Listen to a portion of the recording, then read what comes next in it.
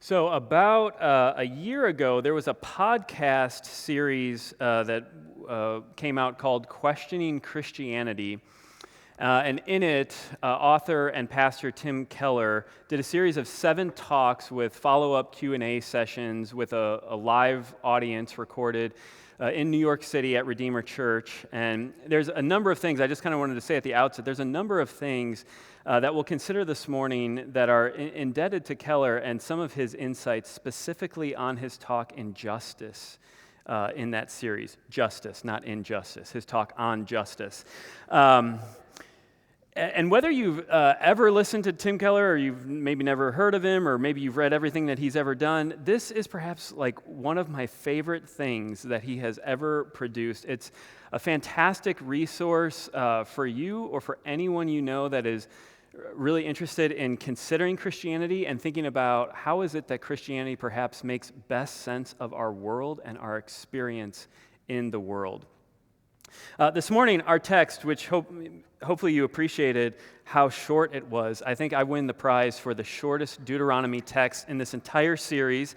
We have 2 laws that we're going to look at, one related to runaway slaves, and then this instruction about charging of interest, and in a sense, the economic system for Israelite life.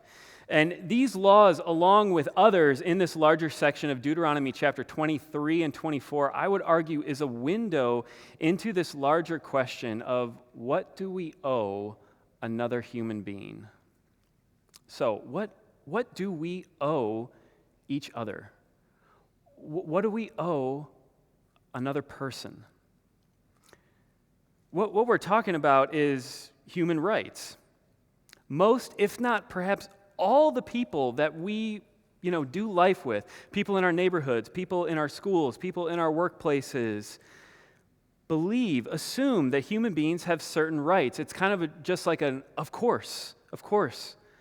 Most people we know would say, of course, we should treat all people as equal, with equal dignity and honor and respect. And we ought to do this regardless of a person's race or a person's gender or how much money they make or how successful they are or how competent they are, that people are worthy of honor and respect. People are valuable just because they're human beings.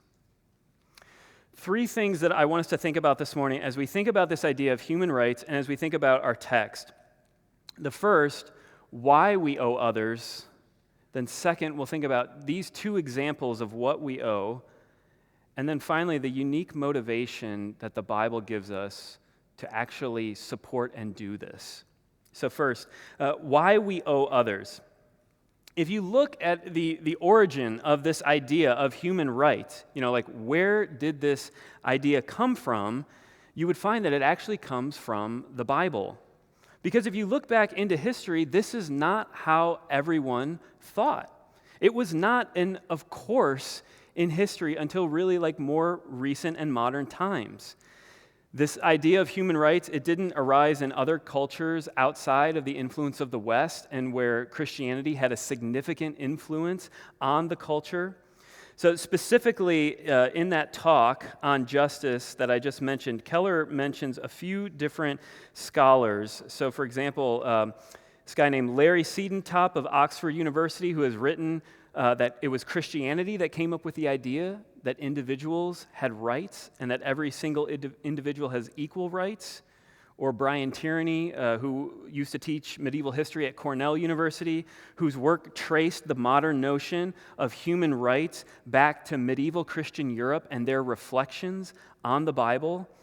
And then you add to this list others like Friedrich Nietzsche and John Gray, atheists, all of whom agree that human rights, this idea of the equality of all people, comes from Christianity and from its reflection on the teachings in the Bible. But this is a huge problem in our secular world, because if you don't believe in the Bible or God or the supernatural, how do you explain belief in human rights? And how do you motivate others to live in a way that promotes them? Where do you ground the idea of human rights apart from a belief in God and the supernatural? Human rights, what we owe other people, they have to be something that is really there, something that is, discovered, not something that we just all decide to create or construct and vote in. Otherwise, it would be ultimately useless. So if we were to say, as some do, that, human rights are there because we just all agree that they're there, we've, in a sense, voted them in as a society, well, then our society could decide at some point to unvote them in. And so a right is actually useless if it can just be done away with. But the other problem is that, of course, we can't just look to nature and say, of course, human rights. I don't know if you're into any animal shows. Years ago, there was this great show. It's not on Netflix anymore, Animal Planet. You watch Animal Planet, it's so awesome, but you do not see anything that would reflect what we come up with, human rights. I mean, nature is violent. The strong eat the weak. And the other huge problem is, how can we judge any part of this material world as good or bad if it's all that we have? Like, if there is no supernatural order, no set of absolutes that we could hold up to this world and compare and say, okay, that is good, that's the way it's supposed to be, but that's not the way it's supposed to be. If you don't have that, if this world is all there is, on what basis do we say that anything would be good or bad? And so here's kind of the problem with all this. If you look at our world, we can say what is. If that's all we look at, what is? There is abuse. There is oppression. There is violence. What is? There are nations that seek to take over other nations, that bomb cities, that kill civilians. Afghanistan, under Taliban rule, where women are kept from basics like education and treated terribly. We can say what is, but you can't say what ought to be unless you have something other than this material world, a standard by which you could judge and you could say, no, that is wrong, and it's always wrong. So if one starts with the assumption that this world is all there is, which is obviously what many in our world do and much of what our society does as it has secularized, then it is just a complete leap in the dark to say that this one species, that humankind, are special and deserving of certain kinds of treatment. But if you believe in the God of the Bible, for Israel, for example, in what this text that we're looking at this morning, it was in no way a leap in the dark, because God had demonstrated and shown his people what he was like, that he was a God of justice, that he was a God who saves, that he was a God who's active in the world, redeeming things that are broken and making them new. And so from this place of trusting and knowing and worshiping God, Israel was to have a faith-formed rationality and imagination, a way of thinking that was shaped by belief in God that views people in a certain light and would lead them to treat people in a radically different way. You see, it is the God of the Bible who bends toward the weak and the powerless. He heard the cry of his people Israel when they were enslaved, and he comes and he rescues them and he defeats the oppressor. This is the God who Psalm 113 says is infinitely great. This God is far beyond what we could comprehend, and yet this Psalm 113 says he bends toward the needy. He's mercifully near to the vulnerable, near to the poor, near to the oppressed. And if God bends toward the needy and the vulnerable, then a society or a community that wants to reflect God must do the same. This is one reason, I think, just to point it out, at Trinity, our mission, where we say, what are we trying to do as a church? We are seeking to be Christ's beautiful church for the good of the world. Why that is important? Because God's calling on his people is not only to bear the message of redemption in the world, but to be an embodiment of that good news in the redeemed community of his people, so that the way God's people function together, the way that they live, would be a visible and tangible sign of God's redeeming work. And this is what we see in these two laws. So let's actually look at these two laws, these two examples. Because God bends toward the needy and the vulnerable, the society that reflects God must do the same. And so we read in Deuteronomy 23:15 and 16, this amazing thing where it says, "You shall not give up to his master a slave who has escaped from his master to you. He shall dwell with you in your midst, in the place he shall choose within one of your towns, wherever it suits him. You shall not wrong him." Everyone who writes on Deuteronomy says there is nothing like this in the entire ancient world. There's nothing like this. This is the complete opposite of what you find everywhere else in other ancient law codes, and we could even add a few centuries ago in our own laws. What you would expect, what everyone would expect, is that slaves who run away face disastrous and dire consequences, and that anyone who helps a runaway slave would be subject to serious consequences. So you may be familiar with the law of Hammurabi. The death sentence is prescribed for a runaway slave. And it's important for us, too, as we even think about this concept, this idea of slavery in Israel, to realize that what we're talking about and what the Bible is talking about here is nothing like American and European chattel slavery of Africans.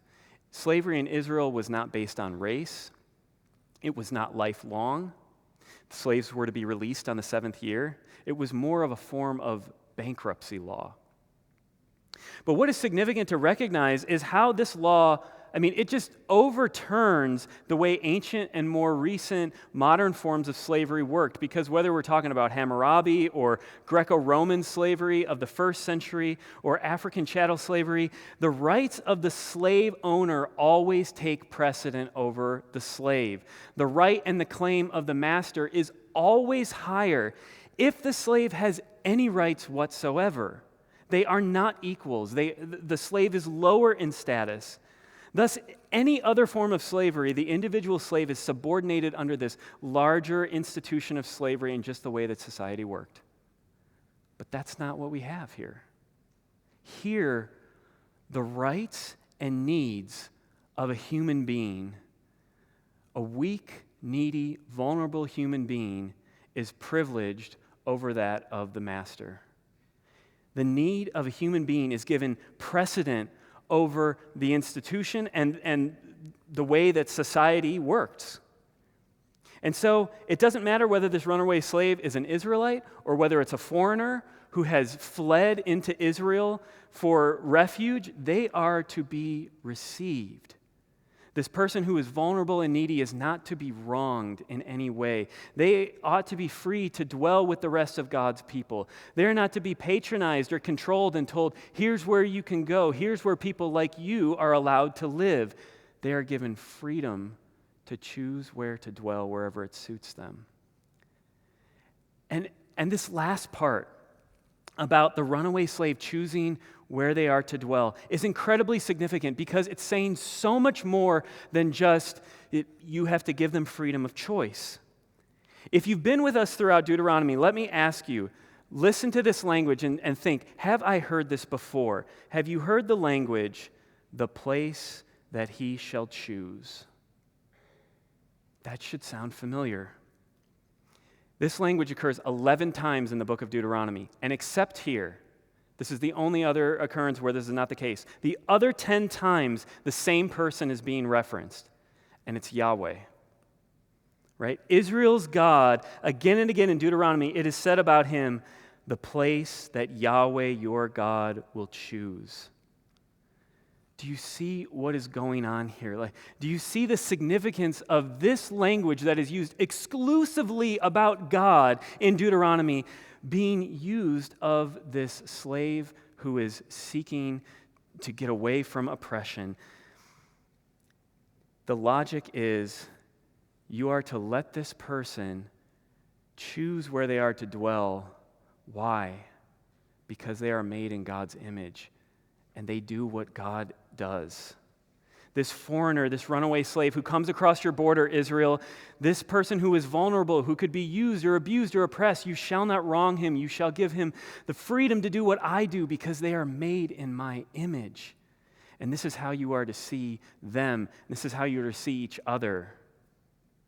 I mean, what we have here functionally undermines slavery. The identification of a runaway slave with Yahweh. Now, I would imagine some of you must be wondering, if this is so, and if it's so clearly laid out here, then how is it possible that Christians, people who have God's word, how is it that they could participate and support slavery like what happened in our country? And to some extent, to be honest, I don't know. Because it is clear. And those who misread and justified their practices were terribly, terribly wrong.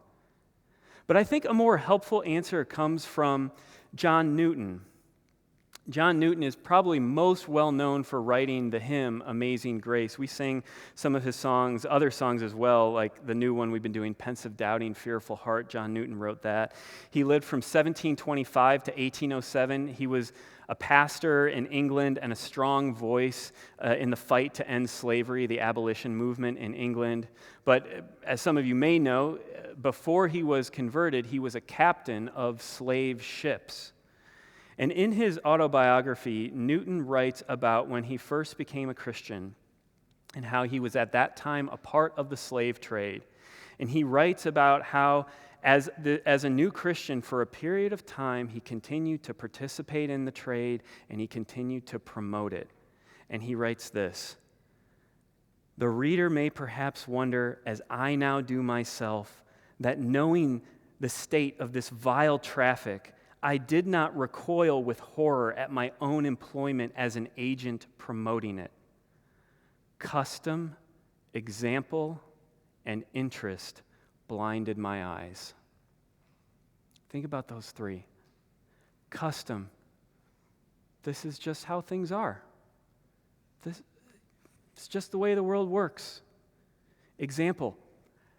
I know some really good people. I know Christian people that have slaves. Maybe it's not ideal. It should probably, it should be a little more humane, but I don't need to be proactive in doing anything against it. Interest. It would cost a lot to change this. This would be incredibly difficult, incredibly painful. It would be very costly to me personally. He writes, "Now I look back and I just wince." It's easy for us to, look back on history with judgment, and it was clearly wrong, and it was clearly evil. But the point is, where do perhaps custom, example, and interest blind us and keep us from bending toward the needy and the vulnerable? Where do they keep us from reflecting God in the way that we deal with others in the world? Think about your life. Think about, your school, your office, your workplace. Think about the things that you do, for work. Maybe you're a teacher, or you're in trades, or you're in the business world, or you're a lawyer, or you're a doctor. Where are the vulnerable people, the needy people that you come in contact with? Who are those people who are low on the social hierarchy? Who are the people who are most likely to not be treated as people? What would it look like for you to recognize their humanity, to treat them like a fellow image bearer? Let's look at the second example. So, verses 19 through 20, we read about this ban on charging interest. And in the ancient world, it was very normal to charge interest and charge high levels of interest on financial loans as well as various goods. The ranges could be 20%, even up to 50%. And if people need a loan, it's likely that they're in a situation where there's some kind of immediate need. And in ancient times, as well as up to modern, these are opportunities for people to pray against the needy. The reason why interest is not forbidden on foreigners, scholars seem to think, is likely because of the necessity of Israel doing commercial trade with other nations who would be charging interest. But the main intent of this law, if you look especially at other laws that are very similar to this in Exodus 22, 25, Leviticus 25, 35 through 37, you see that the clear intent and point of this instruction is to protect the needy. The intention is that those who are in need are not taken advantage of and used by others with power and means to further increase their wealth and status. Rather, the Israelites are to be generous in all of life, seeking to help, whether that be money or food or whatever, because God has been generous to them. God has given them this land. And in fact, throughout the Old Testament, this was interesting to me. I'd never really noticed this before, but there are numerous places like Psalm 15, Ezekiel 18, where one of the defining marks of a righteous person is someone who lends to those in need without interest. Because God bends toward the needy and the vulnerable, the people that reflect God and know their God and want to follow their God, they are to do the same. So if we were to apply this to today, it's easy to think of certain things like various kinds of predatory loans, perhaps payday loans, especially where these kind of places are set up amongst the most poor and often take advantage of the poor, further just trapping people in endless cycles of poverty. But there's probably all sorts of ways that it's hard to even see the way in which our economic system favors and privileges the wealthy and doesn't bend toward the poor and the vulnerable. Now, this is just I feel like I have to say this disclaimer. You all know this, but I just need to state it. I am obviously not an economist, unlike some in this room. And I'm trained in, theology and interpreting the Bible, and I have no idea what kind of policy is a good policy or a bad policy and that sort of thing. Nevertheless, this last week I read an article in the New York Times called "The Dirty Secret of Credit Card Reward Programs." And this article lays out how there is a growing demand for credit cards with the best perks and the best bonuses, and that the people who qualify for these cards and the people who use these cards the most tend to be the more wealthy in society. And then you add to this that the U.S. has some of the highest credit card processing costs in the world, which the merchants then obviously have to pass down on consumers by charging more, whether one uses a card or not. And then what comes of this is lower income people end up paying higher prices and not getting any of the benefit, while those with means receive the rewards. Let me also say, I love Costco and I love my Costco card. And a month ago, if you have a Costco card, you might know, I'm sure you do, that a month ago you got that, all the points for the year and the check came and it was like, oh, this is great. And I'm not saying that you should feel guilty for having a credit card or we should all burn our credit cards and get rid of cards, but I think this illustrates one of the things that's so helpful about the book of Deuteronomy, because Deuteronomy challenges us to think and to ask questions, to question things that we all just kind of take for granted. A really small and practical example of this with the credit card thing, because I think we do just take these things for granted. But of course, if we think, 200 years ago, or certainly 2,000 years ago, a lot of people would have said the same thing about slavery. And yet you have Christians, like one of these guys, one of the Cappadocian fathers, a bishop in the 4th century, Gregory, who is sitting with the Bible and he's pondering over it and he's letting it sink in. And perhaps one of the earliest people to say this, he definitively says, slavery is wrong and it's always wrong because of the image of God. And 1,700 years later, there's a lot of the world that completely agrees, at least with the idea that, yes, slavery is wrong, and it's always wrong. And that's the point of this, credit card illustration, because I have no idea how we would change the system.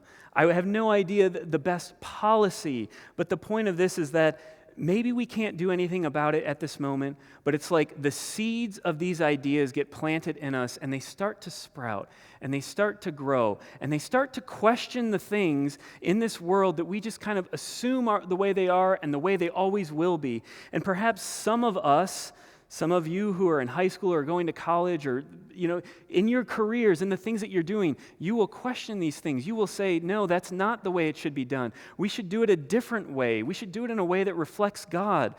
And through the community of the church, these seeds of wisdom and these seeds of what God has given us in Deuteronomy begin to sprout. And perhaps in 100 years or 200 years or 500 years, there will be different ways of doing things that through the church will have blessed the world that reflect more of what God is like and what is just. God bends toward the needy and the vulnerable, and so the society, the community, the people that want to reflect Him do the same. Finally, what's this unique motivation that the Bible gives us?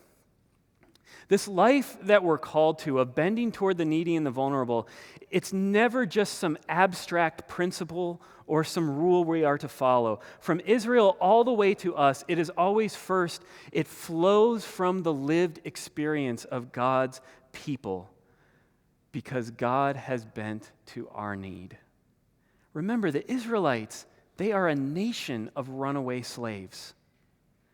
And so those who had experienced the harshness and the degradation of slavery, the violence of slavery, God came and drew near and He delivered them and He brought them out and He freed them. And so now they are to be a nation that is kind to the runaway slave and provides a place of refuge. Israel was to care for the needy in the way that they handled money. And of course, everything they have is a gift from God. God had brought them into this land. It was His land. And so they were to be generous toward one another as God had been generous to them. And if you're here this morning and you're a believer in Jesus, this is your story too. And yet in Jesus, we have even more reasons than this to motivate us to reflect God's way of life and our life together. Because our story is the ultimate expression of God bending toward the needy. Because God came down and took on flesh and drew near that He might redeem us. He delivered us from slavery to sin, from the slavery of the fear of death that was coming, from the master of Satan. He freed us, and while we were still sinners, while we were enemies, Christ died for us. The eternal Son of God, Philippians 2, tells us, who was equal with God, who had all the rights and the privileges and the glory of being God, didn't consider that high position something to be held onto for His own advantage, but rather He humbled Himself. He made Himself nothing.